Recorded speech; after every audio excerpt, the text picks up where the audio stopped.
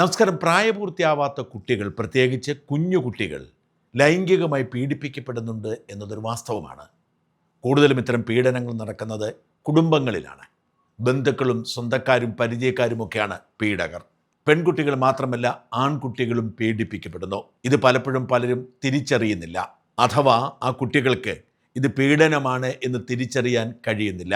പിന്നീടൊരു ഘട്ടം കഴിഞ്ഞ് ഇത് ലൈംഗിക പീഡനമാണ് എന്ന് തിരിച്ചറിയുമ്പോൾ ഇവരിൽ പലരും വലിയ മാനസികാഘാതങ്ങളിലേക്ക് മാറുന്നു. ഫലപ്രദമായി ഇത് തടയാൻ കഴിയാത്തതുകൊണ്ടാവാം പോക്സോ നിയമം നമ്മുടെ രാജ്യത്ത് നിലവിൽ വരുന്നത്. കുട്ടികൾ പീഡിപ്പിക്കപ്പെടുന്ന സാഹചര്യമുണ്ടായാൽ പോലും അത് തടയുകയാണ് ലക്ഷ്യം. അതിനുവേണ്ടി ചൈൽഡ് ലൈനും ചൈൽഡ് വെൽഫെയർ കമ്മിറ്റിയും ഒക്കെ നിലവിൽ വന്നു. എവിടെയെങ്കിലും ഒരു കുട്ടി പീഡിപ്പിക്കപ്പെട്ടു എന്ന് സൂചന ഉണ്ടായാൽ അപ്പോൾ ചൈൽഡ് ലൈനെയോ ചൈൽഡ് വെൽഫെയർ കമ്മിറ്റിയോ അറിയിച്ചാൽ മതിയാവും. അവർ അപ്പോൾ തന്നെ പോലീസിൽ വിവരമറിയിക്കും. കൗൺസിലിംഗ് അടക്കമുള്ള നടപടിക്രമങ്ങളുണ്ട്. പോലീസിന് അങ്ങനെ ഒരു പരാതി കിട്ടിയാൽ മറ്റൊന്നും ആലോചിക്കാതെ അറസ്റ്റ് ചെയ്യാം.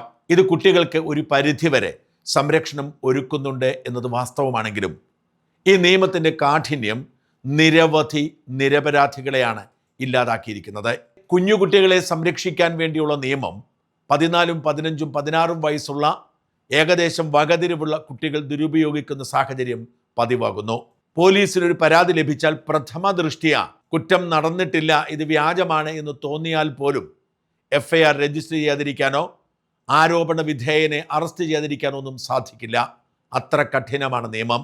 ഒരു പോലീസ് ഓഫീസറും ഒരാൾക്ക് വേണ്ടി റിസ്ക് എടുക്കാൻ ഒരുക്കമല്ല എന്നതാണ് വാസ്തവം. പാലത്തായി കേസ് മാത്രം എടുക്കുക.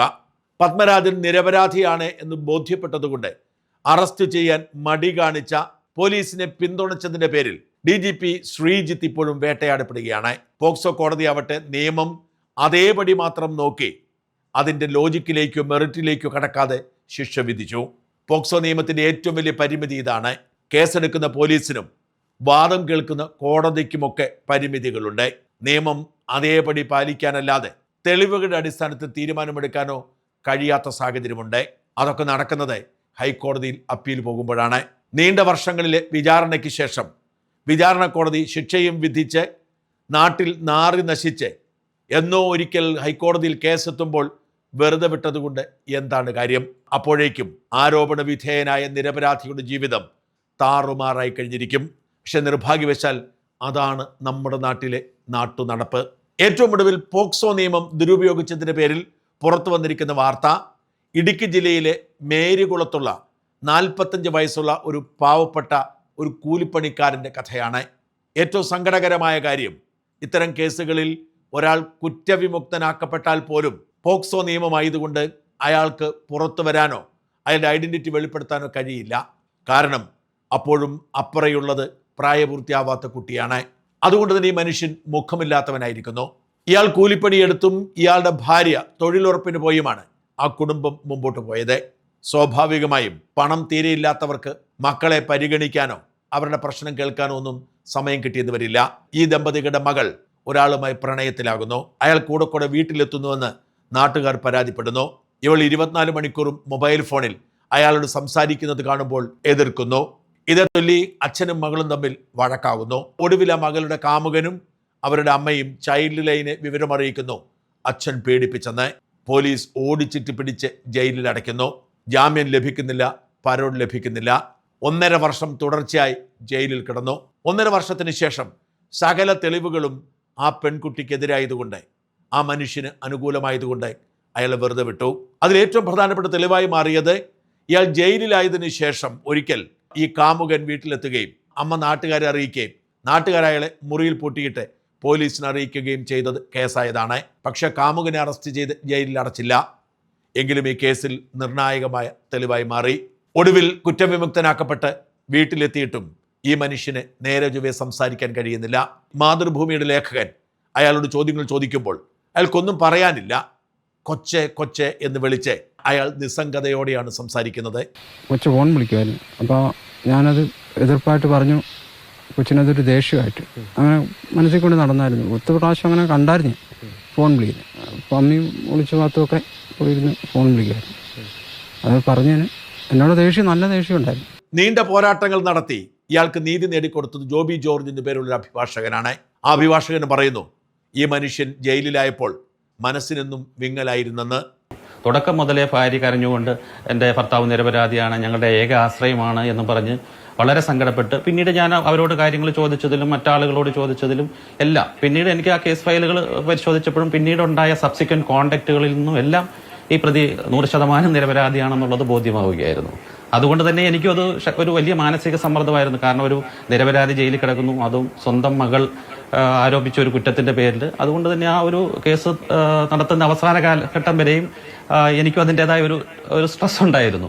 ജീവിതത്തിൽ 1.5 വർഷം മകളെ പീഡിപ്പിച്ചതിന് പേരിൽ ജയിലിൽ കിടക്കേണ്ടി വരുന്ന ഒരു നിരപരാധിയായ പിതാവിൻ്റെ അവസ്ഥ ആലോചിച്ച് നോക്കൂ. ഈ മനുഷ്യൻ ആയിരക്കണക്കിന് നിരപരാധികളായ മനുഷ്യരിൽ ഒരാൾ മാത്രമാണ്. മറുനാടിൻ്റെ ഓഫീസിൽ ഇങ്ങനെ വ്യാജ പീഡന കേസിൽപ്പെട്ട നിരവധി പേർ എത്താറുണ്ട് ജാമ്യവും മറ്റും ലഭിക്കുമ്പോൾ. പക്ഷെ ഒരിക്കലും അവരെ പിന്തുണയ്ക്കാൻ നമുക്ക് കഴിയില്ല. നിയമം അത്രയും കർശനമാണ്. കുറ്റവിമുക്തനാക്കപ്പെട്ട ഒരാളുടെ മുഖം പോലും കാണിക്കാൻ കഴിയാത്ത വിധം കഠിനമായ ഈ നിയമം വാസ്തവത്തിൽ എന്താണ് സൂചിപ്പിക്കുന്നത്? നമുക്ക് നമ്മുടെ മക്കളെ ശാസിക്കാൻ, അവരെ സംരക്ഷിക്കാൻ, അവരെ നേർവഴിക്ക് നടത്താൻ പോലും കഴിയാത്ത സാഹചര്യമുണ്ടായാൽ അതിനാര് പരിഹാരമുണ്ടാക്കും? മക്കൾക്ക് അനിഷ്ടമുണ്ടായാൽ അവർക്ക് പോലീസിനോട് അറിയിക്കാം. പോലീസ് വന്ന് നമ്മളെ അറസ്റ്റ് ചെയ്തുകൊണ്ട് പോകുന്ന സാഹചര്യം. തിരുവനന്തപുരം ജില്ലയിലെ കടയ്ക്കാവൂർ എന്ന സ്ഥലത്ത് ഇതുപോലെ തന്നെ ഒരു വിവാഹ തർക്കത്തിൻ്റെ ഭാഗമായി കുഞ്ഞിനെ കൊണ്ട് പിതാവ് പരാതി കൊടുപ്പിച്ച് ഒരമ്മയെ ജയിലിൽ അടച്ച കഥ എല്ലാവർക്കും അറിയാം. ആ അമ്മയെ ജയിലിന് പുറത്തിറക്കാൻ കഠിന പ്രയത്നം ചെയ്തതും പുറത്തിറക്കിയതും അവർക്ക് വേണ്ട നിയമസഹായവും പിന്നീട് ജീവിക്കാനുള്ള സൗകര്യമൊക്കെ ചെയ്തു കൊടുത്തത് ഞങ്ങളായിരുന്നു. അവരും കുറ്റവിമുക്തയാക്കപ്പെട്ടു. പക്ഷെ അവരുടെ ഐഡൻറ്റിറ്റി പോലും വെളിപ്പെടുത്താൻ നിയമം അനുശാസിക്കുന്നില്ല. ഇങ്ങനെ വിവാഹ ജീവിതത്തിൽ തർക്കമുണ്ടാകുമ്പോൾ ഭാര്യ ഭർത്താവിനെയും ഭർത്താവ് ഭാര്യയെയും കൊടുക്കാൻ ഇത്തരം കള്ളക്കേസുകൾ കൊടുക്കാം. മക്കൾക്ക് അപ്പനോട് വിരോധം തോന്നിയാൽ ഇത്തരം കേസുകൾ കൊടുക്കാം.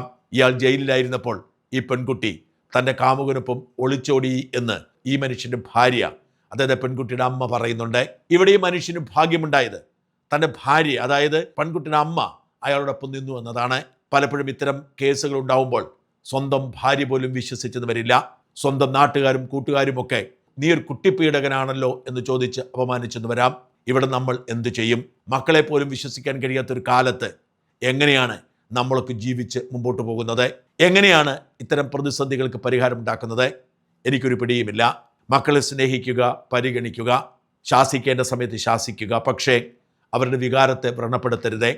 അവരെ ചേർത്ത് പിടിക്കുന്ന ഒരു കൂട്ടുകാരിയായി മുമ്പോട്ട് പോയാൽ മാത്രമേ ഈ പ്രതിസന്ധിയെ മറികടക്കാൻ കഴിയൂ. മക്കൾ പ്രണയത്തിലായി എന്ന് വരാം. ശാസിച്ചിട്ടോ വഴക്ക് പറഞ്ഞിട്ടോ മുറിയിൽ പിടിച്ചടച്ചിട്ടോ മൊബൈൽ ഫോൺ പിടിച്ചു പറിച്ചിട്ടോ കാര്യമില്ല.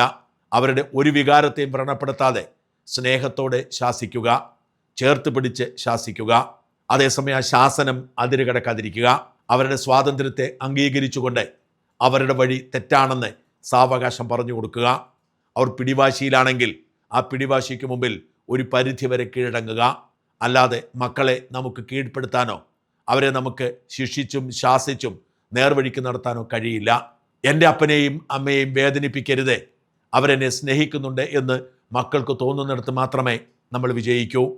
അങ്ങനല്ല, എൻ്റെ അപ്പനും അമ്മയും എൻ്റെ വികാരങ്ങൾക്കെതിരാണ്, എന്നെ മനസ്സിലാക്കുന്നില്ല എന്ന് തോന്നുന്നിടത്ത് നമ്മൾ പരാജയപ്പെടുകയാണ്. വല്ലാത്തൊരു കാലമാണിത്. ഈ കാലത്ത് നമ്മുടെ മക്കൾ പോലും നമ്മുടെ ശത്രുക്കളാവുന്ന കാലം വിദൂരമല്ല.